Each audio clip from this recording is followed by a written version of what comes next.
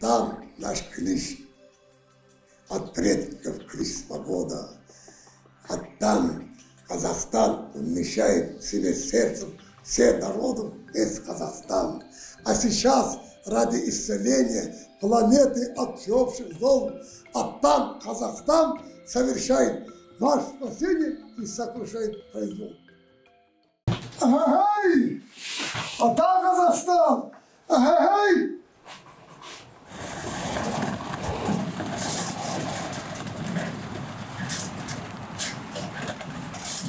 Аса қамқор ерекше мейірімді Алланың атымен бастаймын. Қайырлы құрметті көрермендер, бүгін қасиетті жұма қабыл болсын, ниеттеріңіз асыл болсын, ойлаған дұғаларыңыз қабыл болсын дей тұрып, кезекті біз бағдарламамызды бастаймыз. Өздеріңізге белгілі күні кеше ғана тәуелсіздік күні өтті, және желтоқсан құрбандарын еске алу күні. Осы мерекелерді және осы әркімнің жүрегіне салып кеткен осы бір қанжардай қадалған уайым қайғыны сол кезде осыдан 30 жыл бұрын 35 жыл бұрын бізде сол кезде 2-ші курс студенті болып едік. Бізде сол оқиғаны көрген едік. Енді соны ары қарай халыққа жеткізіп, жас ұрпақтарға бата беріп, көпшіліктің ақ батасына, алғысына бөленіп келе жатқан Амантай Қажы Асылбек бір апта бұрын біздің қазақша караоке бағдарламасында арнайы өзінің батасын беріп, ән ұранды айтқан еді. Ендеше 2 күн бойына Амантай Қажы сіз алаңда жүрдіңіз. Қарап отырмын, біраз жаңағы айтатын өзіңіздің халықтың көкейінде жүрген сөздерді ұрандап, ортаға тастап, айтып, бүгін енді сондай бір керемет өзіңіз тұпа-тыныш жап-жайдары жұма күні студияға келіп отырсыз. Қош келдіңіз. Қандай әсерде болдыңыз? Халықтың көзқарасы қандай болды сізге деген, жалпы тыныс-тіршілік қалай болды сол алаңда?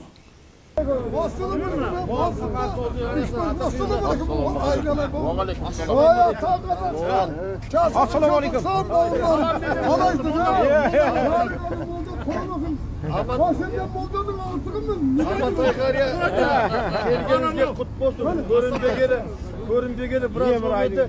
Бүгін көріп сізді қуанып тұрмын. Ақ жүзіңіз, адал ниетіңіз бәрекелді болсын. Алланың құлағына шалынып, амандық болсын. Бүгінгі күні мынау желтоқсан деп 17 желтоқсан бізге қаралы күн болады. Мына кеше осы жерге келген себебімізді өзіңіз білесіз. Жылда Құран оқытамыз. Істілеу Тойшыбайұлы. Қаяқта келдің? Қапшағай қаласынан. Құтты болсын. Мұны қалқып кәдіктен аттан жазасын, желтоқсан жазасын. Мен осы жерге бүгін 35 рет кеттім. Дұрыс болды мына келгеніңіз. Бәрекелді. Сені тыңда дегенде. 35 жыл күресіп, иманды мемлекет, коррупцияға мафия қарсы жеріміз, еліміз, отанымыз, полигонды бар, жауап пәтерінің барлығы бар. Неге? 1986 жылы 16, 17, 18 күн мөлшерде болған. Менің қағаздарымды шақар болған болсын, оқып берген атағы сол. Ол керапысы болмаған, қазір мойындап жүр. Ол хроникада барлығы бар. Сонда КГБ-дің хроникасы Москвада Долой Горбачева, қолмен возвращайся домой. Назармен ұстып айқалаған мен. Оның нұрекең біліп, қазір сәлем берді адаса. Мен мақтап тұрған жоқ та еді. Бұны айнала көйма, бәрі. Отырсыз ғой? Да, ол кейін мұна қара сен ағыма көп айналай. Мен ішімде жағымпаз емеспін. Алланың жолымен жүрем, аттан, иманын мемлекет, мафия коррупцияға. Солай, қазір міне, сен бұлай тұрайын. Сен жолшы, қақты тұрайын. Қапшығай болды. Туған жерім. Туған жерім Балқашаудан Бақалас. Бақалас, Қонаев иманды болмасына. 13 жылдығында мен бата берген Бақаласта. Алланы берген. Қалаумен. Бисмиллахиррахманиррахим. Вальхамдулиллахи раббил аламин. Вассалату вассалам расулина Мухаммадин аля асхабин ажмаин. Садақаллаху азим. Субханаллах. Вальхамдулиллах. La ilahe illallah Allahu ekber. Allah bedeli Allahu ekber. Rabbena vatina fetine vatina kazanlar. Subhanallah kıyaman yesifun. O selamu aleyhi mursalim. Amin. Allahu Akbar. Ben sizlerge bata verdim. Kazım Kur'an okuyunuz. 3 fiyatta. Dua ok faydalayın. Allah bariyen olur. Beretli Allah. Birbirli Allah. Adasmanlar, şadasmanlar. Kazak kalkına. Onu şer. Onu derya. Tavlar vergen. Allah Teala bizde 20 milyon, 100 milyonla yetkizedi. Tek Allah'ın yürünen. İmanı nevlet kuruluna. Yaşlı mısın? Yarın kendilerine vakti oldur. Yasay verimdir. Bizden olsa harikaysın. Urfa'nın Kazakistan. Onun imanı memleketle hayırımda 100 milyon. Beybi tuğun getirgen. İntibamız zor olsun. Hayrat kuvvetimiz bol olsun. Onu vakti memleketim var. Dünyada tuğun getirgen. Attan alanın asasında sendir. Birge olacağız. Varlık yemiz. Nelerimiz aman bostan yanayız. Bu yerde Kazım Kur'an okuduk. İşgalda yaşayacağım. Tanıştık değil mi?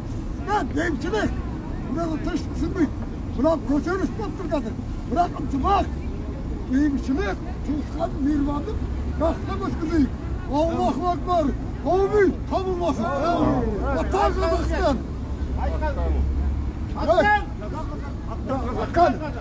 Attan Kazakistan, şu caza Kazakistan. Attan Kazakistan, attan Kazakistan, attan Kazakistan, cassa Kazakistan, cassa Kazakistan, cassa Kazakistan, cassa Kazakistan, cassa Kazakistan, cassa Kazakistan. Vay amin Allahu Ekber kabul olsun. Dengelim, benim yerim, ölüm var, degelime. Әлеуметтік ара-қашықтықты сақтауларыңызды тағы сіздерден өтініп сұраймыз. Елім, туған жерім менің, Қазақстаным. Аттан Қазақстан, аттан Қазақстан, аттан Қазақстан. Қайырлы күн, құрметті жиналған қауым. Бүгін баршамыз үшін аса маңызды күн. Себебі біз 1986 жылға желтоқсан боздақтарын еске алуға арналған Тәуелсіздік таңы монументіне гүл шоқтарын қою үшін баршамыз жиналып отырмыз. Олай болса, 1986 жылға желтоқсан құрбандарын еске алу үшін үнсіздік минуты жарияланады.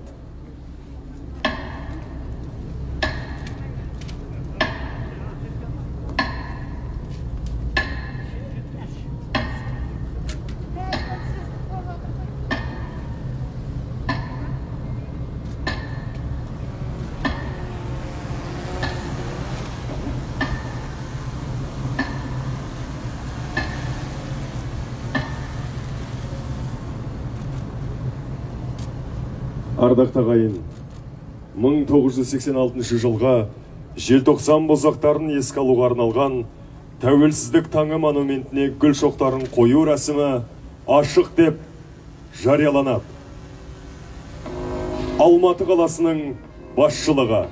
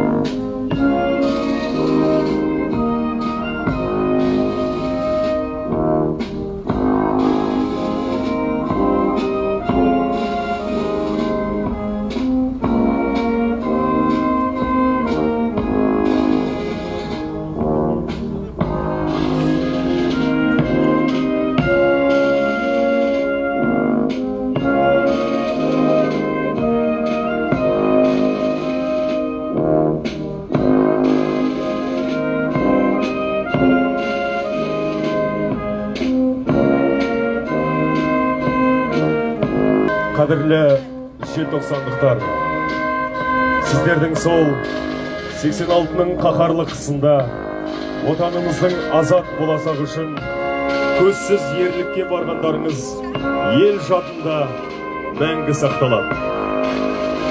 Халықтың өздеріңізге деген ризашылығы шексіз. Бүгінгі және келешек ұрпақ сіздерге әр қашанда бас иеді.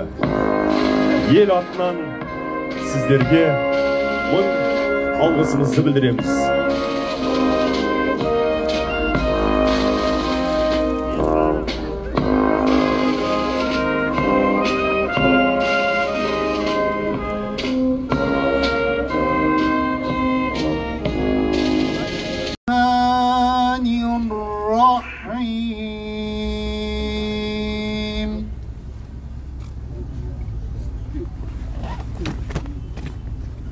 ولا تقولوا لمن يقتل في سبيل الله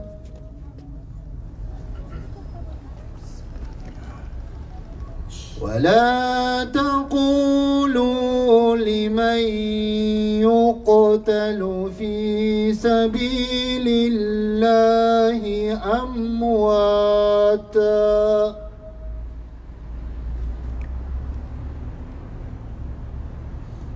بل أحياء ولكن لا تشعرون سبحان ربك رب العزة عما يصفون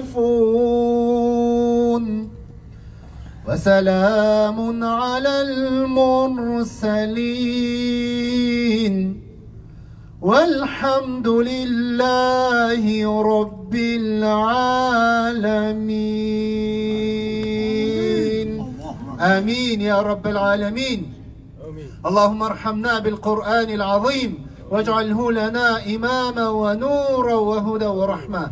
وأجرت الله تعالى ميرم زور رحمة مول жаратқан осы оқылған Құраннан қасиетті аяттардан болған сауапты әуелі пайғамбарымыз Мұхаммед Мұстафа саллаллаху алейхи уассаламның барша әулие әмбиелердің бұл өмірде ла илаха иллалла Мұхаммадур Расулулла деп өткен момын мұсылмандардың уажаратушы Алла Тағала және осы ел мен жерді отанды ақ найзаның ұшымен ақ білектің күшімен қорғап бізге аманат еткен батыр бабаларымыздың рухтарына алаштың арыстарының рухтарына арнайылап осы желтоқсанның құрбандарының уажаратушы Алла Тағала осы тәуелсіздіктің таңында құрбан болған ағаларымыздың, бабаларымыздың, бауырларымыздың рухтарына бағыштадық. Олардың жандарының жәннатта болып, топырақтарының торқа болып, өзіңнің хұзырында мәртебелерінің биік болуын нәсіп ет. Уажаратушы Алла Тағала олардың біліп білместеген қателік кемшіліктерін рахымыңмен, кеңшілігіңмен кешіре көр. Жандарын жәннатта қылып, алдарын пейіш, арттарын кеніш, қуаныш қыла көр. Уажаратушы Алла Тағала тәуелсіздігіміздің тұғырын биік қыл. Уажаратушы Алла Тағала және елімізді ақыретте өзіңнің құзырыңда мәңгілік ел қыла көр. Уажаратушы Алла Тағала мынау еліміздегі бейбітті тыныш өмірімізді дайымда тұрақты ете көр. Елімізді бәледен, жаладан, бүліктен, фитнадан, әртүрлі келіспеушіліктерден өзің сақтай көр. Уажаратушы Алла Тағала мынау елдің басына сынақ болып келген індеттің сынағынан жақын күндері бұдан ұзақ болмай, бұдан үлкен ауыр болмай, құтылуды, айығуды уажаратушы Алла Тағала ел болып аман есен шығуды баршамызға нәсіп ет. Бұл індетке шалдығып, ауырып жатқан, ауруханаларда емделіп жатқан, үйлерінде емделіп жатқан барша қара көздерге өзіңнің рахымыңмен, кеңшілігімен шипа бер. Уажаратушы Алла Тағала еліміздегі әрбір жақсылықты, игілікті уажаратушы Алла Тағала дайымда тұрақты етіп, мәңгілік ете көр. Ел басындағы ағаларымызға уажаратушы Алла Тағала өзің жар бол, олардың әрбірісіне өзің тауфиқ бер, әрбір шешімін елдің, діннің, отанның мүддесіне болуын нәсіп ет. Уассалаллаху аля хайри халқихи Мұхаммад ва аля алихи ва асхабихи ажмаин би рахматика я архамар рахим. Bismillahirrahmanirrahim. Velhamdülillahi ve salatu ve selamu Resulina Muhammedin ala sahabin ajmain. Sadakallahu azim. Subhanallah. Velhamdülillah. La ilahe illallah. Allahu ekber. Allah berim Allahu ekber. Rabbana vatina fendune ve kılna gadaba nar. Ардақты ағайын, 1986 жылғы желтоқсан бозақтарын еске алуға арналған тәуелсіздік таңы монументіне гүл шоқтарын қою рәсімі осымен жабық деп жарияланады. Және де естеріңізге саламыз, қаламыздың 8-ші ауданында 1986 жылғы қаламыздың 8 ауданында 1986 жылғы желтоқсан құрбандар болған Оттам наш ключ от предков ключ свобода. Оттам Казахстан умещает в себе сердцем все народов весь Казахстан. А сейчас ради исцеления планеты от всеобщих зол, оттам Казахстан совершает наше спасение и сокрушает произвол. Біріншіден міне Бисмиллахир-Рахманир-Рахим Валхамдулиллахи Раббил Аламин Вассалату вассалам Расулина Мухаммадин аля асхабина ажмаин Садақаллаху азим Сабханаллах Валхамдулиллах Ла илаха иллаллах валлаху акбар. Allah berede Allahu akbar.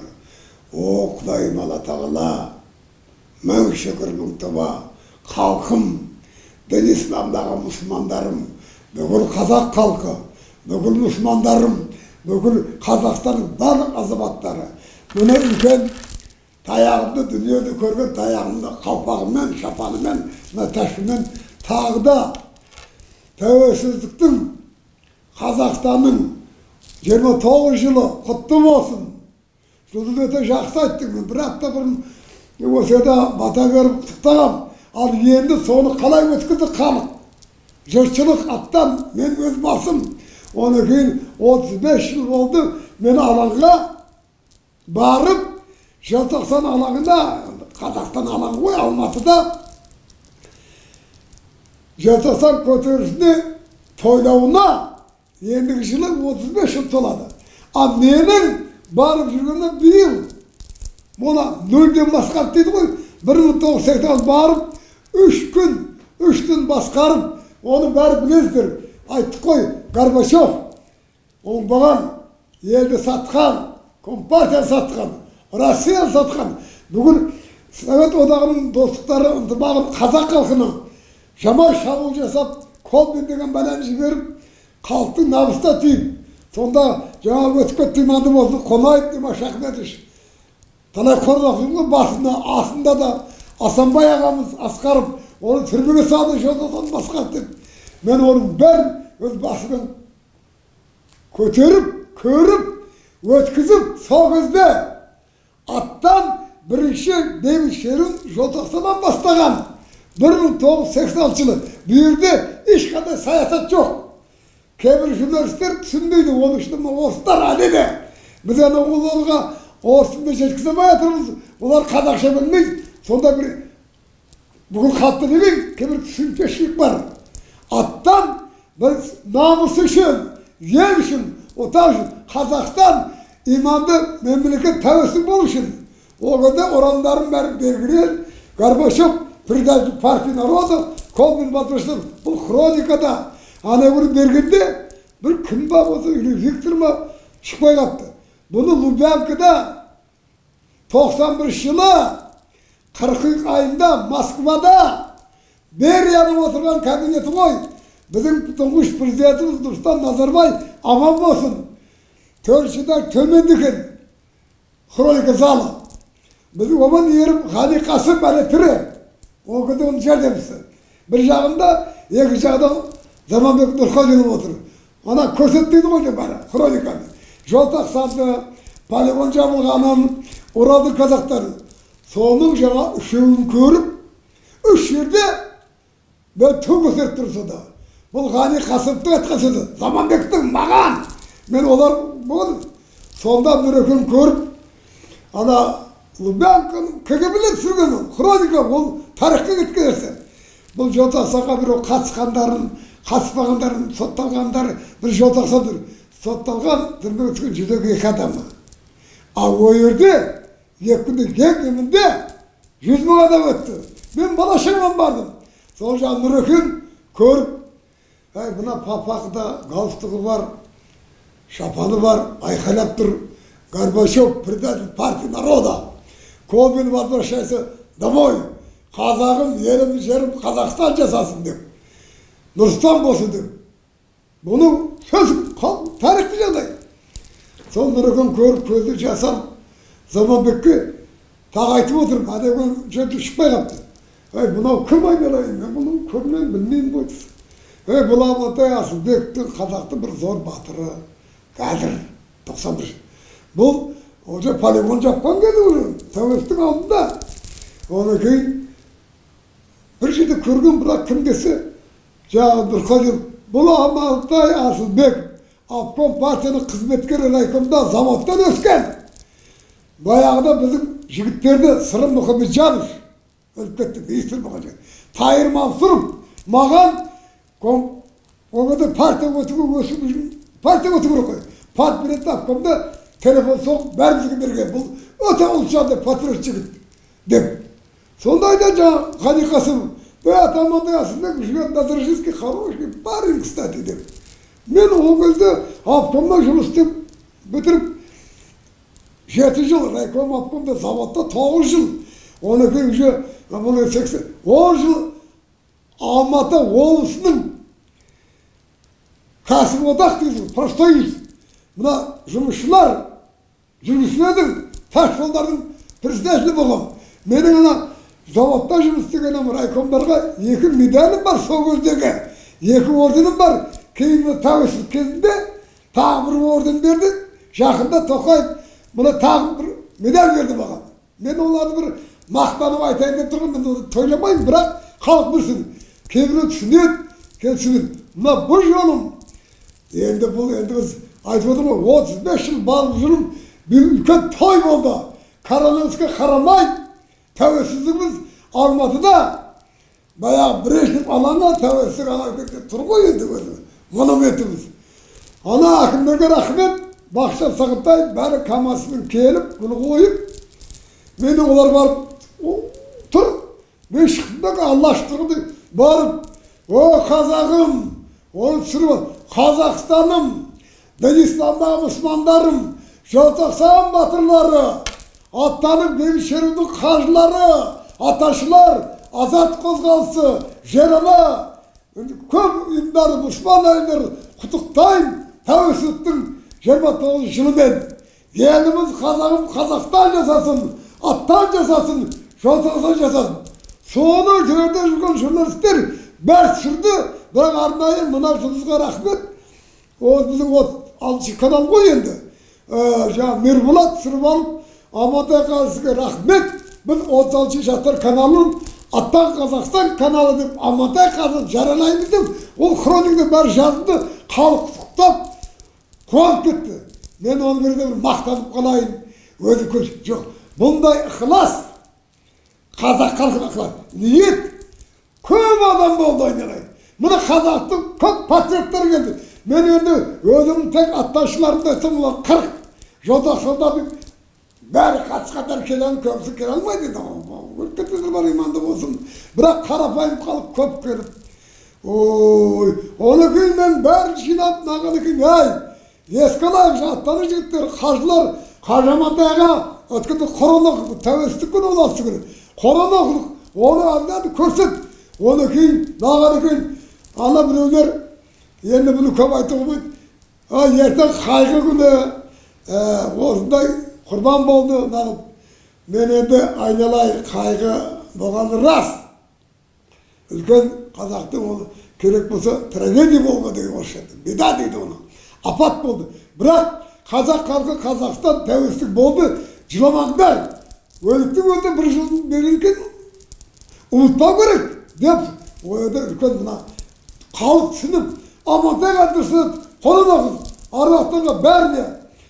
Баяғы Қабанбай бүкіл қазақ халқының ұлы бабаларымызға, оның ішінде мына Исатай Тайманов, ауылда шыққан кішілерден ғой мына, Махамбет Өтебесов пе, мына Қабанбай батырға, Наурызбай батырға, Қарасай батырға ұлы жүзді берді. Барлықтан атын көп. Оның ішінде менің өз бабам ұлы жүздің шыққан, қағына қатаған Ташкентте мемлекет болған. Бабама барлық аруақтарға арнайы желтоқсанның құрбан болған батырларымыз арнайы. Енді ол үшін Қайрат Рысқұлов, Бектің айттық айналай, Ләззат Асанова, Ербол Спатаев, басқа. И тағы арнайы Димаш Ақмешев, Қонаев, олар үлкен құлға түсті ғой.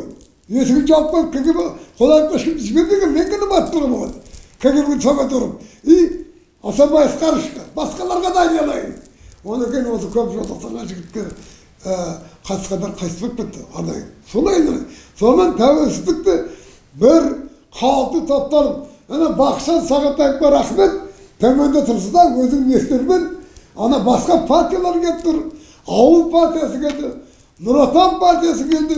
Ол айта берсек аңғымығы бар келген патриоттан келіп, мен оларға бәрін бата беріп тұрсам, Али Бектаев бір Шымкенттің әкімнің орынбасары болған. Қазір ауыл партиясында жүр екен. Өзің осы Алматы қаланың әкімнің орынбасары Арман Қырықбаев келіп Қажеке, бітіріп, сізге үлкен рахмет. Сіз бүгін мейрам қылдыңыз, той қылдыңыз, тәуелсіздік. Сен кімсін айналайын десем, не кіріп, мен Арман Қырықбаев қойын. О, деп журналистер барып, суретке түсіп сондай. Содан кейін тағы да Диас деген, мына қаланың ішкі саясатының басшысы, телефоны бар, айналайын бұйырса әкелемін. Сізге арнайы Бақытжан Сағынтаев рахмет айтып отыр, бітіреді. Содан кейін жолдастан жігіттердің бәрін шақырып, шеу жасап, мені Қазақстан өлеңі айтып, барып, анаға қойған ескерік бар ғой, бейбітшілік көше ма? Желтоқсан көшесі, бейбітшілік көшесінің келесі. Сатпаев пен Сатпаев көшесінде. Оның алдында жаңақтағанда өлең айтып, барлық жігіттер еді алып. Ол өлеңді бастап тұрған менің елім, менің жерім, гүлің болып, егілімін, жырың болып, төгілімін елім, туған жерім менің, Қазақстаным, атам Қазақстан, жаса Қазақстан, жаса Желтоқсан. Оны бәрі ұрамдап, өйде Желтоқсанның жігіттері айналайды, Гүлбақырам. Қыздардың енді батырлығын желпедің мен сол кезде 3 күн үшін көрген. Рахмет, басқа қыздар бар.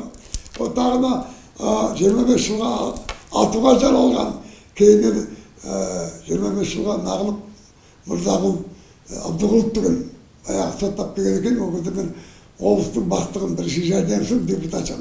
Оған арнайы Куротқа путевка беріп, Қарағашқа қарсы Қапшағайда бір ай жатқызып, 5 баласы бар Қызылорда жерде. Мына Улан сақап болды. Талай жәрдем берген. Солар келіп, Қажеген Амантай, енді мен өзбек аттан жасасын. Қажы Амантай ағамыз біреулі атамыз жасасын. Батыр қақалман балам, ата, бір Жамбылдан келген сарсы жарылған. Мен сізді көргенімде қуанамыз. Амантай қаны тірі көрдім. Мен енді ауылға барып, бәрін айтам деп, сарсудың жігіт екен. Ондай көп әдәнелі. Бірақ бұл неде бар? Мен оны неге айтып отырмын? Қандай қиын болса да, карантин бар ғой. Соның бәрі халық келіп, тәуелсіздік күні. Біз онда бастадық. Мен 11:30-да біттім. 12-де епкесем. Енді бұл мақтанайын деп отқан жоқпын. Арнайы айтып отырмын, халық білсін. Олжас Сүлейменов ағамыз енді дүниесі құлабасы ғой. Семей Неваданың үлкен көсемі аттарға талай жәрдем берген, қаржыларға некеге бірінші ас беруге көмек берген. Олжас ағамыз телефон соғады. Оның алдында әйелі жеңшесі дейміз ғой, Маргарита. Амантай, Қажы, айналайын, меня поздравляю тебя, мать так любила, Тамара Григорьевна, и Фатима, мать наша, Олжаса так любила. Я поздравляю тебя с Днем Независимости. Я же звонил вам, поздравлял ты сам. Нет, у нас событие. Я говорю, какое событие? Я говорю, все нормально. Я даю Олжасу Сулейменову. Олжас ағамыз телефон соғып маған. Амантай Қажы, по городскому звоню. Ты дома? Очень рад. У нас, говорит, сенсация. У нас, говорит, как он сказал, событие. Я говорю, что случилось, мальчики? Мы хорошо там провели, товарищи моим молебнем, песни пели, благословляли. Люди, народу было очень много. Так мне вот звонили, мои компетентные друзья, он говорит. Я понял, что это генералы ему звонили, работают КНБ, МВД, они же общаются. Вот Амангады Шардербаев такой есть генерал. Он тоже уважает нас. Говорит, там, говорит, сенсация получилась. Амантай Карлович с самого начала, после возвращения Витков, взял в руки вот это событие. Я говорю, я народу постоянно так делаю, никакой там... Нет, они говорят, он установил как бы мир, православие, дружбу народов, всех казахстанцев. На русском, на казахском выступал, песню пел, молебен, и по существу праздник Дня независимости состоялся именно праздника Астана Семеневада, это ваш близкий друг, соратник, лидер антиатомного движения Народного фронта, Марша мира, по закрытию Сибат полигона Амантай Хажи. А я, говорит, об этом давно писал, я об этом давно говорил, что многие считают его чудаком, а то, что он делает, газета опубликована, и то, что он делает, много столпов общества не могут делать. Для него что такое полтора? Он 7 часов может выступать и не уставать. Я говорю, Волжаке, мы под вашим знаменем закрывали полигон, вы глубокая, ну как бы сказать, честь, совесть нашей нации. И вот, спасибо вам, что позвонили. Нет, я должен тебя поблагодарить. Мы тебя отметили, что наградили уже. Мы в будущем году, как он сказал, у тебя будет 80 лет, 16 марта. Мы тебя обязательно поздравим. Мне уже звонил бывший вице-президент, директор исполкома, зампред горисполкома Алматинской, Амалбек Мухашев. Надо обязательно отметить 80-летие Хажи Амантая. Он тоже мне звонил. И Серик Абдрахманов мне звонил, и Урал Абдукаримов, и Серик Абдрахманов, это бывший консультант лица. Я это что хочу этим сказать. Это про 16-й Дня независимости. Это бесподобный случай. Такое единство, такой солидарность, такое миролюбие, такое вот именно в Казахстане. Для чего я так долго говорю еще на русском языке? Там меня еще благодарили выступавшие, что Амантай Хажи выступил по телевизору в газете «Казтак». Сами позвонили. Там некоторые лжецы, политические комиссанты, проходимцы, депутат Никонов и разные фамилии, что Казахстан забрал землю в России и все остальное. Я неделю назад дал интервью. Казахстан это опубликовано. В интернете ходит. И Руслана, в общем, а я там заявил, что Казахстан одна из самых мироносных стран мира. Кто нападает на казахский народ, на Казахстан, тот получит от Бога кару. И, пожалуйста, в интернете ходит заявление общего Руслана, героя Советского Союза, героя войны в Афганистане, генерал-лейтенант, бывший президент Ингушетии, сейчас зам генерального штаба российских войск.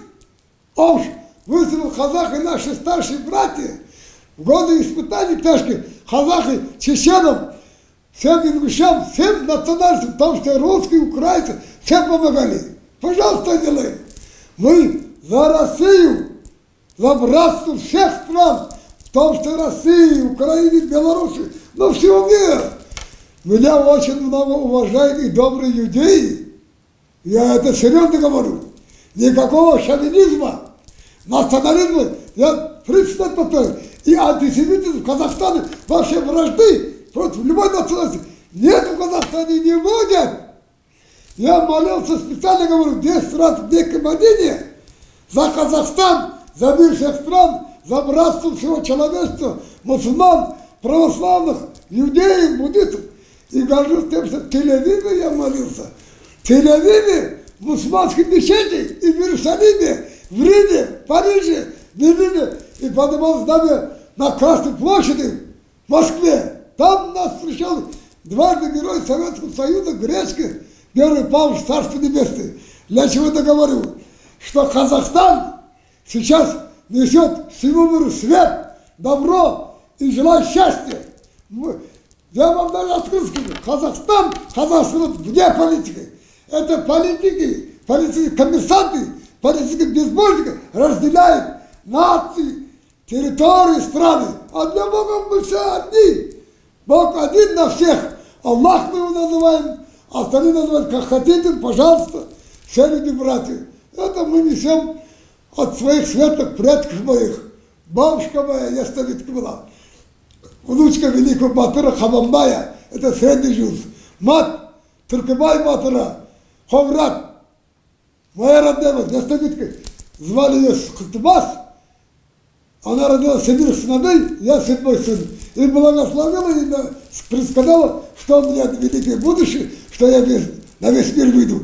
Почему я говорю сейчас на русском языке, Жудус? Мы на казахском договорили, а это не совсем правильно, кажется.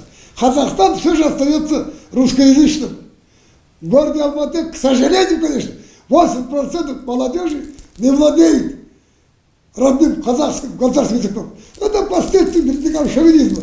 Поэтому я и сказал, какие-то там оккупанты, колонизаторы, там московские, это не Москвы, это не русские, их не надо называть русскими. Политические лжецы нападают на сегодня Казахстан. Территория наша, Жудус, я тогда еще в 1920 году, 100 лет, вот эта территория была утверждена по предложению наших национальных патриотов Алихана Бухиханова, Турара Схулова, Ахмед Байсурсунова, очень много делает. Советской власти Лениным, вот это тогда называлась Киргизская автономная республика. Первым президентом Совета Мира был Сакен Сейфуллин, большевик, коммунист, нельзя всех охаивать. Сейчас вот хорошая корреспонденция иногда идет. Соловьев Владимир, Вольфовича, по России программа «Вещи Соловьев». Там много вещей мне не нравится, это неправильно. Но там есть и хорошие вещи, бесподобно. При советской власти, как они говорят, при Компартии, все национальные республики, свет национальной культуры, школы открылась, театры, города. Период руководства Хунаева, особенно надо сказать, Димаш Ахмедович, в Казахстане было построено 47 городов. Но это не значит, что в Казахстане все блистало, все такое. Были неофашисты, неоколощакины, который образовал город в 1933 году, и репрессии в 1938 году. Много националов погибли. Но еще приезжал же Брежнев, Леонид, дорогой наш, Царство Небесное, который называл генеральный секретарь ЦК КПСС Брежнев, называл Казахстан родной республикой, потому что его дети, жена, в годы войны в Алмате на улице Кирова казахи сохраняли. Это дружбу народов, правду надо беречь, истину. Для чего я говорю, независимость Казахстана на веки веков будет, потому что Казахстан обрел независимость после долгих испытаний, тяжких. 3 миллиона казахов погибло от голода. Правильно говорят вот, наши русские братья в Москве. Когда я учился в Москве, я уже кончил Московский политинститут, жили в общежитии, Ярославский, Тамбовский, Псковский, они, знаете, Московский, благодарить казахи защитили Россию, СССР, Москву показали. Великий герой Панфилов, его Баужан Мамышула, который меня благословлял, как сына погибшей в войне, и он предсказал мне в кровати на 1982 году, в мае. Ты что знаешь, Жудус Мулова, ты знаешь, да? Чтобы поднять знамя Казахстана, суверенитета, бороться за независимость, вот я потею, видишь, а ты мне говоришь, иногда мы политикой ХЖК, вы говорите, такой политикой не занимаетесь, пойте песню. Хорошую ты программу создала, вот это, корона кандидата, Новый год с песней, правильно? Я там пел по-казахски, я еще по-русски спою. Надо ли сейчас? Город над вольной Невой, город юности нашей боевой, слушай, Ленинград, я тебе спою задушевную песню свою. Видишь, как я Жулдус начал петь? А? Голос пошел вперед. Как ты думаешь? Жаңа жылға қарсы тағы да сол қазақша ән саламыз деген бағдарлама. Сіз айтыңыз ғой, қазақша караоке бағдарламасының атын өзгерту керек. Да. Қазақша ән саламыз. Да. Сол бағдарламаға тағы да қатысасыз салаға. Совершенно верно. Я знаю, какие трудности пришли. Вот Мирбулат, там телевизор обязательно покажи. Народ, да здравствует Аттан, они снимают. Это же телеканал наш. Это телеканал Аттана Казахстана Хажа Монтая. Мирбулат поддержал. и да здравствует Желтосан, да здравствует Казахстан, и мы всех патриотов, которые официально телевидение показывают, всех набожных людей, всех национальностей Казахстана, будем по этому телевидению показывать. Я желаю, чтобы Аллах поддержал, чтобы это была именно народной, не исламской, там, как вы говорите, именно Божьей такой программы, за братство, за любовь, всего чего, и первых казахстанцев, и покажем, что Аллах именно Казахстан, как миростроен мир. Вот будет здорово. Теперь Аллах, и этот, ну вчера я и задал вопрос к этому, Мирбулат Павлович, да, а 17 декабря после вот этих молебней, все, Аким района Алмалинский сам пригласил, посадил в автобусе всех, дал молитвенный обед, который прошел под моим молебнем в Атамель. Я говорю, и Мирман снимал, я говорю, надо помочь. Оказывается, этот Аким Алмалинского района, который помогает слепым, Мехкали Тугаев, пообещал еще больше помочь. И оказывается, Мирман знает его. Он вы тогда сказали, говорит, я им помогаю. А Мирман это организм. Сулай делает. Примерно вот так мои воспоминания. Если какой вопрос есть, я почему на русском языке говорю, что понял. А это қазақша халқым, елім жерім Қазақстаным. Өйде көп әңгімелер болды. Мен өйде айттым ғой 1,5 сағат. Бірінші күні сөйлеп тұрдым, екінші күні кетеді. Жарты сағат, 1 сағаттай. Көп сұрақ беріп, иманды мемлекет болу керек. Имасымен құлайды. Ол неге айтып отырмын? Мына қазір бастықтар аман болсын. Бұлар естерінде бірінші рет автобусты алып, енді бір жинап жүр ғой, мына оны Желтоқсанның ішіндегі Желтоқсан дейді, оның ішінде бір жаман бәлелері бар. Арақ ішіп алып, төбесі көтеріп, аста талай оқыған тағы. Бірақ биыл өте жақсы өтіп, бөліп райондар көтеріп, бата беріп, ол жерде батада Желтоқсанның неге арманы? Иманды мемлекет болу, өте мықты болу, өте қуатты, қайраты зор, ынтымағы мол, құт берекесі зор. Мына иманды, мәдениеті биік, ғалымдар, ақымдар, қажылар, батырлар көп болу керек. Міне, бұны бір саясатшы айтылы ма? Сен осы мені саясат деп отырып жүрдіңіз. Көрсетіп, мен саясатқа вообще жақын емеспін. Саясатшылар, олар көкірегін өзін мақтайды. А мен Алланы мақтаймын. Алланың жолымен жүрсек, бақытты боламыз. Алланың жолына жүрмесек, шайтан жолына кетеміз. Жақсыға. Солай айтып отырмын міне. Бұл жерде мен бәрі тексердім. Бұны біраз сөз айту керек. Мен мына Нұрекең отыр. Специально говорю, вот, снимайте, пожалуйста. Это 97-й год на русском. 17 декабря, это 23 года назад. Президент пришел к нам, я провожу молебен, он айналай, апамыз отыр, бәрі жігіттер, аттары жігіттер отыр. Бұл жерде президентке бата берді, Нұрекең аман болсын. Бірақ мен айттым, Нұрекең, мына қасыңда жүрген Қарапұлым өте ұры. Бұл үлкен бәле, бұны құтылып соттамасаңыз болмайды дедім. Тағы не деді, тағы айттым.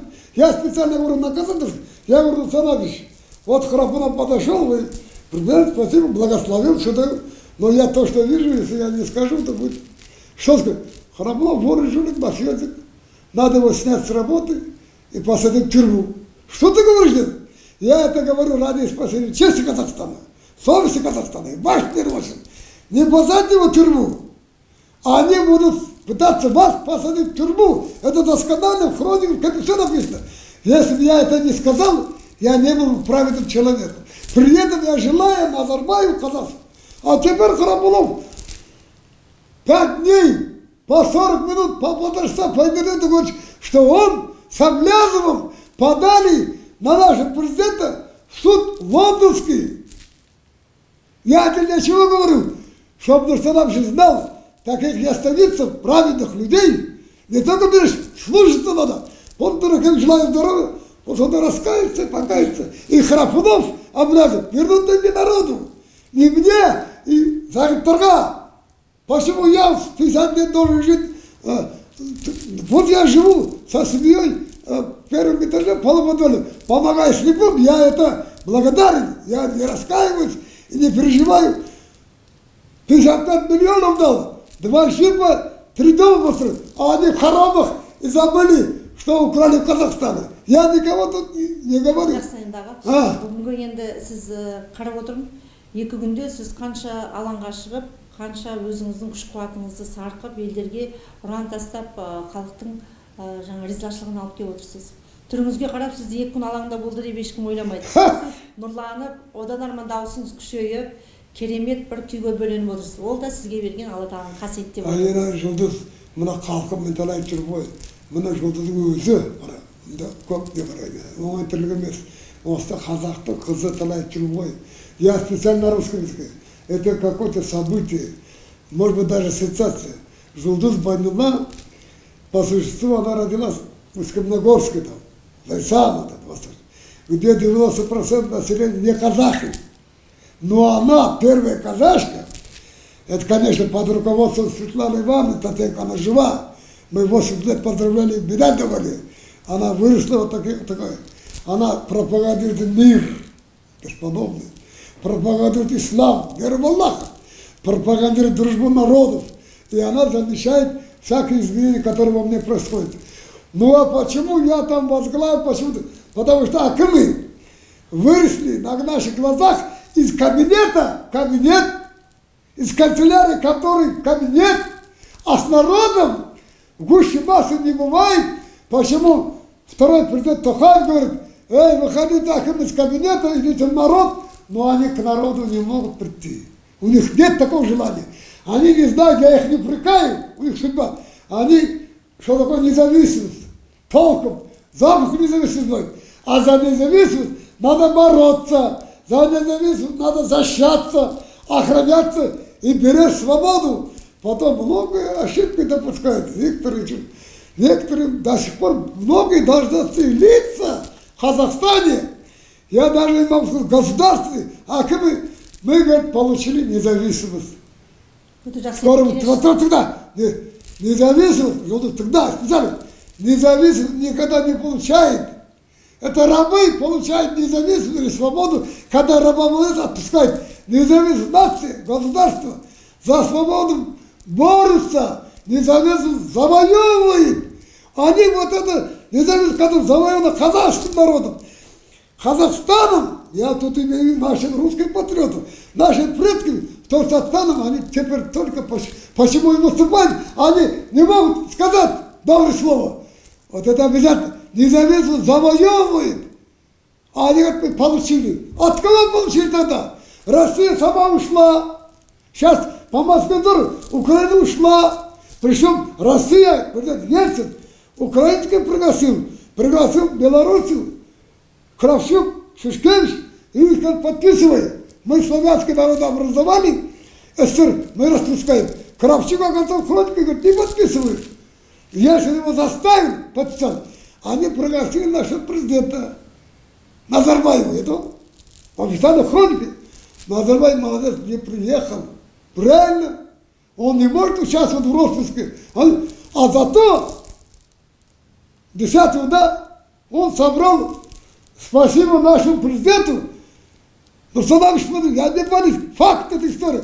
Он собрал так называемые азиатские, мусульманские страны, сначала за один день в Душанбе, это хроника Москвы, говорит, все телевизор. И тут Ельцин был, и Кравчук был, и Шушкевич, и этот, как его, Ниязов, и еще Каримов.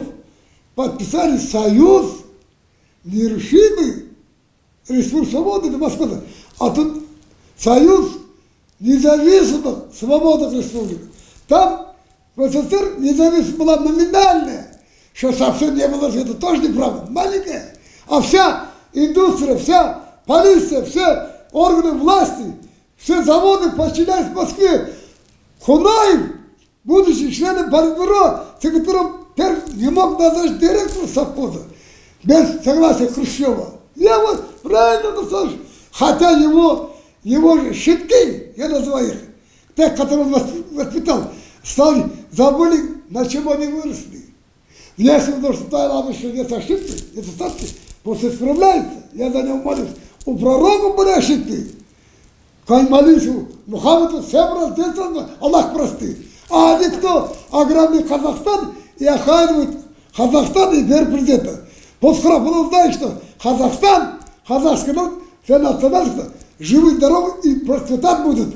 А они проходимцы, воры. Пусть дадут деньги народу. Чего мы требуем? Енді қарап отырмыз, Алматы қаласының әкімшілігі сізге алғыс білдіріпті. Қоғам қайраткері Олжас Сүлейменов алғыс білдіріпті. Алла қаласа келесі жылы 80 жылдығыңызда ойлаймын, осы әкімшілік болсын, қоғам қайраткерлері барлығы бірлесіп сізге халық қаһарман деген атақты береді деп біз тілейміз. Бүгін қасиетті жұма ғой. Сіз сол атаққа лайықсыз. Ал қарапайым халықтың арасында сіз ежелден халық қаһарманы атанып кеткенсіз. Ол сол маған ең қымбат, сол рахмет сөзді көп жаса. Ол Құдай өзі қосылып тұр, сен менің бірінші батаммен екіге бір адамсың. Соны сен ақтадың, ақтап жүрдің. Одан сайын мен атақ үшін, тақ үшін маған бір люкс квартира берген машинасы. Бірақ бұлар зағиптарға қарсы болып тұр. Мен соны айтпасам, мұны нұреке айналайын. Сізді жедел жәрдем деп атап кеткен ғой енді. Ол сонара көмекті, соны айт. Зағиптарға енді қараңыз, бір күн емес, бір ай емес, 30 күн емес, енді ораза кезінде көмектеседі ғой көп адамдар. Бұл кісі жыл көлемінде 30 жылдан астам болды, жедел жәрдем аталып кеткен. Кім қиналса, кім жыласа, кім орнынан түссе, бұл кісі сол кісінің жанында. Сондықтан сіз сияқты қайырымды, мейірімді, ұлт жанды, отаншыл, патриот, бүткіл халыққа, бүткіл әлемге танымал болған тұлға. Яғни бейбіт жолмен. Бейбіт жолмен. Ынтымақ жолмен. Әр уақытта бейбітшілікті насихаттайтын біздің Амантай Қажы Асылбек әрқашанда жасасын, аттан Қазақстан деп бүгінгі бағдарламамызды Бисмиллахиррахманиррахим. Алхамдулиллахи ва салату ва салам расулина Мухаммедин аль-асхабил ажмаин. Садақаллаху ва субханаллах. Вальхамдулиллахи ла илаха илlallah валлаху акбар. Аллаху акбар. Раббана ва атина фид дуnya ва қина азабан нар. Субханаллахи ама ясифун. Ва саламун алал мурсалин. Құдайым Алла Тағала міне 29 жылы тәуелсіздік құтты болсын, тағы айтамын. Ендігі жылы 30 жылдығы келе жатыр, Қазақстан тәуелсіз, үлкен той болады. Аттаршылар, иманды жолдастар, бар ұлтшады қозғалыстар қатты көтеріп тұр, желтоқсаннан бастап, міне еліміз көркейіп бізге қараған бейбітшілік болу, ынтымақ болу. Кейбіреулер айтады тыныштық болу, тыныштық басқа сөз, ынтымақ болу керек. Сүйіспеншілік, мейірбандық, сонда тыныштық та болады. Бейбітшілік болсын міне. Халқым, елім, жерім мұны, оның ішінде мұны исламды насихаттап, халқымызды Қазақстан насихаттап мұны. Өзі де 30 жылға жақындап қалған шығарсың, жұлдыздың айналайын, телеканалы аттан Қазақстан, Қажы Амантай телеканалды жолдасы бастатып ашайын деп тұр. Оны мұны әкімдегі ақсақалдар, ел басқан бауырларымыз, керек болса бірінші президентіміз, сіздер үшін айттырмыз, ел үшін қолдаңыздар, қолдайсыздар. Алла қолдап тұр. Соған бәріміз үлкен табысқа жете берейік. Шаңырақтарымыз биік болсын. Қазағым Қазақстанды бар бәледен, қауіптен, қатерден, жаман аурудан, апаттан, коронавирустан жеңіл сақтап, жеңіл шығып, ұлт табыс жеңісті бірге болайық. Аумин Аллах акбар. Берген асым 10 рет Меккеде Алланың арқасында, Түркістанда, дүние жүзінде шеріс қабыл болсын, құтты болсын, жасай беріңіздер. Аумин Аллах акбар. Біздің ұранымыз аттан Қазақстан, жаса Қазақстан, иманы мемлекет болуға ынтымағымыз зор болсын, бейбітшілігіміз ұзағынан болсын, мәңгі бақи өте мықты, қуатты, қайраты зор. Божью страну, без мафии коррупции. За мир всех стран, аттан Қазақстан. Вставай, поднимайся, Казахстан. Амин, Аллаху Акбар. Наш лозунг солнце и свобода, наш клич от предков Хрущаттан, детей всех стран и народов вмещает сердцем Казахстан. А сейчас ради исцеления планеты от всеобщих зол, оттан Казахстан совершает марш спасения и сокрушает произвол. Казахстан, как мироносная страна в мире, несет свет, добро и счастье всему человечеству. Аллах, прими наши моления, наши молитвы. Всего доброго, всему человечеству. Амин, Аллаху Акбар.